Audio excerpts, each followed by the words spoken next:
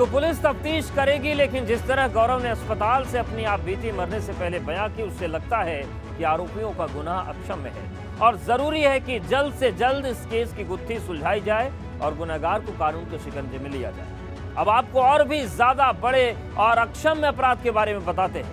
दरअसल आज समूचे प्रदेश से मासूमों के साथ बलात्कार की ऐसी खबरें सामने आई जो सुनकर दिल दहल जाए, रूह कांप उठे, क्योंकि जगह जगह बच्चियों को दरिंदों ने अपनी हवस का शिकार बनाया और जिस तरह से वारदात को अंजाम दिया वो परेशान करने वाला है, क्योंकि मासूमों की आबरू से खिलवाड़ घर की लक्ष्मण रेखा में दाखिल होकर किया गया, जहां उन्हें सबसे ज्यादा महफूज माना जाता है। कितनी गुड़िया पापी दरिंदों का शिकार।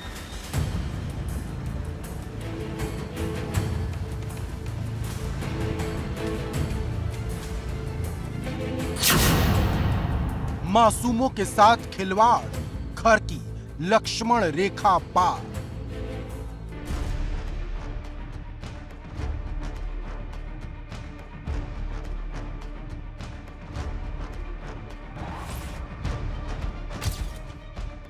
आज उत्तर प्रदेश की हवाओं में खौफ तैर रहा है, क्योंकि बेरहम दरिंदों ने शहर शहर मासूमों को हवस का शिकार बनाया। हर जगह इतने खौफनाक तरीके से वारदात को अंजाम दिया गया कि सुनकर रूह सिहर जाए।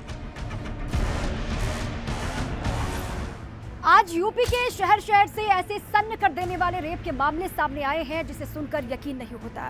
कहीं तमंचे के बल पर दरिंदगी की गई है तो कहीं छोटी मासूम को अपनी हवस का शिकार बनाया गया है। इन शैतानों का ये गुनाह अक्षम्य है। सबसे पहले आपको बताते हैं मुजफ्फरनगर में कैसे दिल दहला देने वाला कांड हुआ। यहाँ पड़ोसी नाबालिग के घर जबरन घुसा और तमंचे के बल पर अक्षम्य करतूत कर डाली। मुजफ्फरनगर से एक हैरान करने वाला मामला सामने आया जब एक दरिंदे ने एक युवती को उस वक्त अपना शिकार बनाया जब वो घर पर अकेली थी, और जब वो रोने लगी, चिल्लाने लगी तो उसे जान से मारने की धमकी भी देने लगा। जानकारी मिलते ही पुलिस ने मुकदमा दर्ज कर आरोपी को गिरफ्तार कर लिया। इसमें विधि संगत धाराओं में अभियोग पंजीकृत कर दिया गया और जो मुख्य अभियुक्त है सागर, उसको गिरफ्तार कर लिया गया है। इसको कल न्यायालय में प्रस्तुत किया जाएगा और सभी बिंदुओं पर इसमें विस्तृत विवेचना प्रारंभ। इटावा में तो जो हुआ उससे इलाके में जबरदस्त हड़कंप मच गया।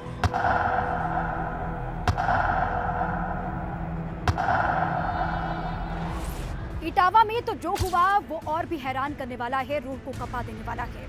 एक मासूम अपने घर के बाहर खेल रही थी, लेकिन अचानक से वो गायब हो जाती है। काफी देर तक पूरे इलाके में हड़कंप मचा।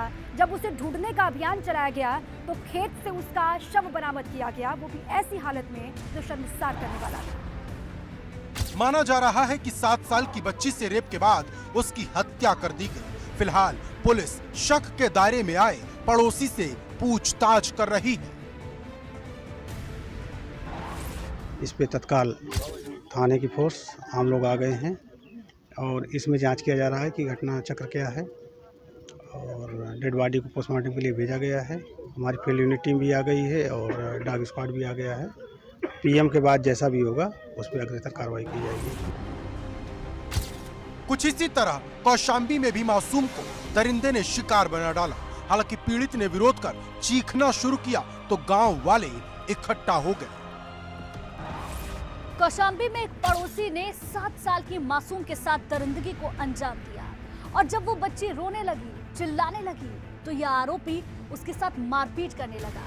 इस वारदात को अंजाम खेतों में दिया गया और जब इसकी आवाज गांव वाले लोगों ने सुनी तो गांव वाले मौके पर पहुंचे और अपराधी को रंगे हाथों पकड़ लिया। कहा जाता है बेटियों के लिए सबसे महफूज जगह है उसके घर की 4 दीवारी, लेकिन दरिंदों ने इस लक्ष्मण रेखा को भी पार कर अक्षम्य अपराध करने का गुनाह किया। हरदोई में एक 8 साल की बच्ची को दरिंदे ने तब उठा लिया जब वो सो रही थी। बच्ची चीखी चिल्लाई तो आरोपी उसे छोड़कर वहां से फरार हो गया। हालांकि इस अक्षम्य अपराध करने वाले आरोपी को पुलिस ने अब गिरफ्तार कर लिया है।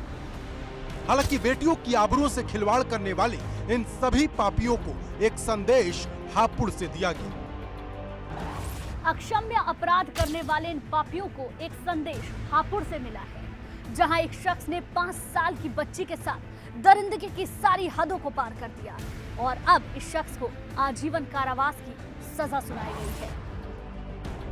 यानी साफ शहर शहर बेटियों की अस्मत से खिलवाड़ करने वाले बचेंगे नहीं, सबका हिसाब होगा। Bureau report, ABP Ganga.